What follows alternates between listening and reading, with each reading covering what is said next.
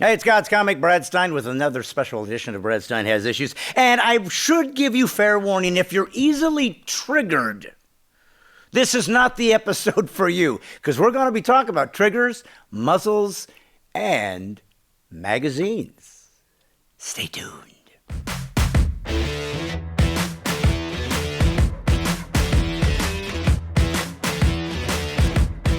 I love the First Amendment. It just brings such joy to my life because it tells me about my freedoms, my freedom of conscience, my freedom to address my government, my freedom to speak in public, whatever I want. And I love that beautiful thing because I don't take it for granted. I see what's happening around the world. I see them in China doing whatever they can to try to get freedom. So it matters, and we do take it for granted in America. But here's the great irony in America. Every single person in America that hates guns, that wants to ban guns, that wants to get rid of guns, and loves the freedom to talk against guns, earn that right and that privilege because somebody had a gun and fought for that right. That's the irony. I hate it. I wish humans didn't kill each other, but we do. And that's what the First Amendment gave us, the right to how we were going to approach life, but the Second Amendment, how to protect those things. So it is vitally important.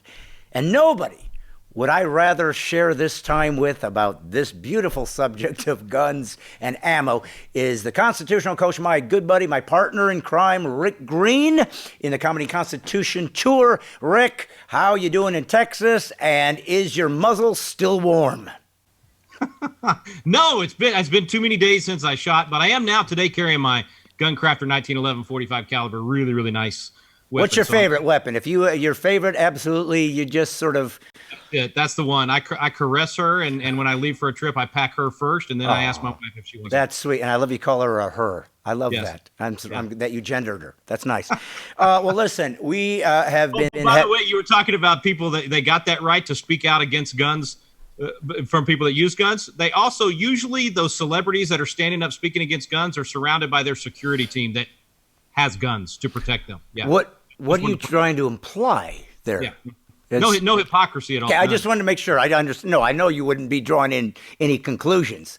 No, I love the fact that they're surrounded by security with guns. I mean, I think that's how you stop murder, right? I mean, everybody wants to say, how are we going to stop this gun violence out there? But actually what they want to stop is murder. And the way you stop a murderer in that case is with gun violence. Well, it is. Yeah. I mean, force with force. Well, when we started talking about the First Amendment, I read it to everybody because so many people haven't read it. And secondly, when people find out how simplistic many of these writings were, you kind of like, how did we miss some of this stuff? Because it really isn't complicated. So let's read the Second Amendment. This is the thing that somehow, instead of reading the Second Amendment, all they hear is NRA and, massacres and the worst case scenario. And NRA is in a worst case scenario. I think they do a good job, but they have to pick an enemy. So let's go to the Second Amendment. Let's read what it actually said. It's not long. It's pretty simple. A well-regulated militia,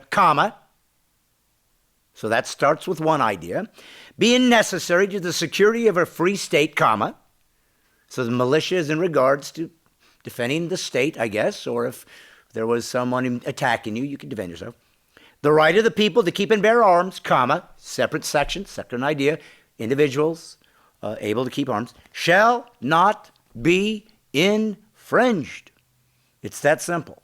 Now, there's so many ways we can go, but I do want to go to this one idea because it's one that I think might have the most reasonable exploration for all sides.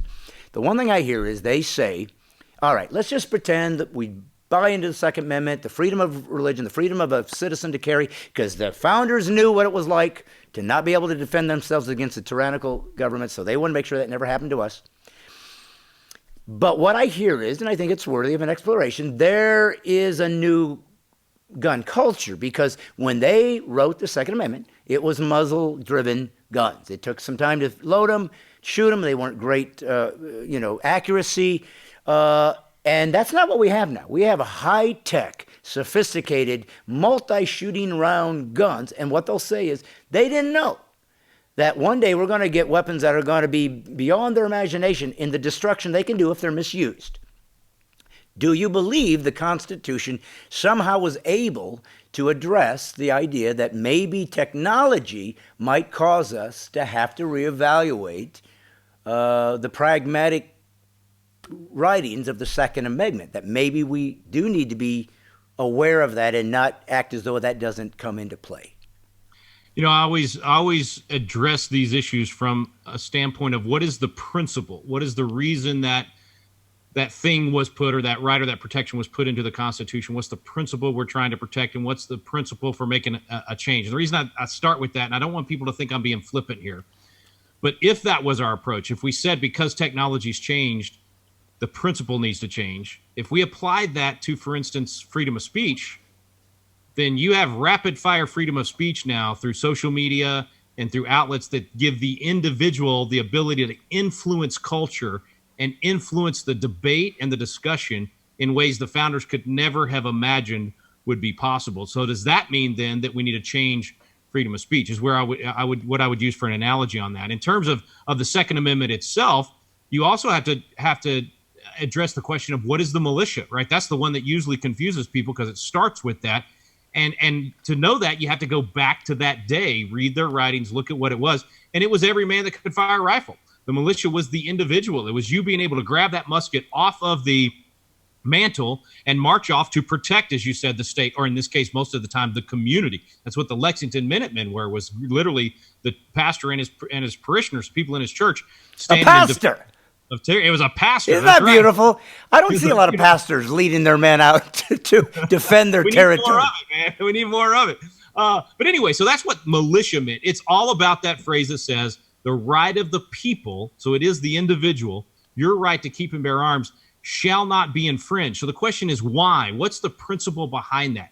There are two things that they're trying to protect your right to do here in the Second Amendment. One is to keep government at bay, to keep government intimidated enough to know if you come knocking on our doors and forcing things on us, we have the ability to protect ourselves. Now, that may scare some people out there, but look at what they're saying here. They're saying if you take away the ability of the people to fight back against government, then government will overrule you. They will take over, that you'll have communism, you'll have all these things. Look at the nations where they disarmed the people and millions of people were killed. So it's first of all the right to keep a tyrannical government at bay, but it is also the right to defend your person and your family and your property in the moment. Because if you, Brad, can't defend yourself, if you don't have the ability to stop an aggressor, and if you rely on the state to do that every time, the only way the state can do that is to become a police state. You have to have a state actor, a policeman or some enforcer from the military on every corner of every street, parked in every house, in every business, in order to stop the aggressor in the moment. Nobody wants that. Nobody wants a police state. And so the founders' view was empower the individual. Doesn't mean we don't have police, we don't have a military, but you empower the individual to stop that crime in the moment. In fact, one of the most important founding fathers, James Wilson, gave us the Declaration and the Constitution. He was on the Supreme Court. He's the one that quoted the Castle Doctrine over and over again. And he said, if you get robbed in your home, it's your own fault and negligence. In other words, you have to be prepared to defend yourself and your family. And that's what the Second Amendment does. It's not about hunting. I'm a hunter, Brad. I'm a good Texan. So yes, I'm a hunter. But the Second Amendment is not about me being able to hunt. It is about me being able to defend my family in the moment, to have my weapon with me wherever I go, so that if some crazy guy shows up at Walmart or at a music festival or some of the things we've seen in the press and seen happen in our nation, if that crazy guy shows up, then I have my constitutional right and responsibility, according to James Wilson, to be able to defend my family. Just imagine, Brad, if you were in that Walmart in El Paso, Texas, when that crazy guy comes in and your family was with you and you had to cower down over in the corner and just cover them and hope that this crazy guy that's going aisle by aisle murdering people doesn't come to your aisle. There was actually a guy in that El Paso Walmart that was an avid shooter, could have taken this guy out, didn't have his weapon with him, went over to his mom, who always had her gun in her purse, who had taken her gun out of her purse because she said, I'm just going to Walmart, don't have to worry about it. You know what that guy ended up having to do? Throw soda bottles at the bad guy that's killing people. That was the best he could do because he didn't have a weapon. He did what he could. He was a hero for doing it because he drew the guy's attention. He ended up getting shot. He survived. But this was at the beginning of the shooting. He probably could have saved, most of those lives that were taken. Same thing in Sutherland Springs, the guy that ultimately used an AR-15 to stop the crazy guy that was killing all those people in the church. Bottom line is this, Brad. If we have the weapon and we're living out our Second Amendment rights, we can put a stop to these crazy guys a lot faster and be able to protect our families and protect the people in our community. Well, and I think a lot of people don't know that, if I'm not mistaken, and I always say that because whatever I say, I usually get corrected by you because that's the way you roll. But when they first were coming up with the Declaration and they were deciding, what the inalienable rights are as individuals, that they were initially going to say life, liberty, and personal property. Wasn't that what they first wanted? And then they turned it into a pursuit of happiness. But that's how important personal property is, because that's the only way you can be free, is you have your own property that somebody else doesn't get to. So what you just said about the Castle Doctrine, that matters, because it really doesn't just reflect me protecting my family. It means I'm in a free country where the government doesn't own my land. This is mine. And I am an individual sovereign nation in my own home. Yes?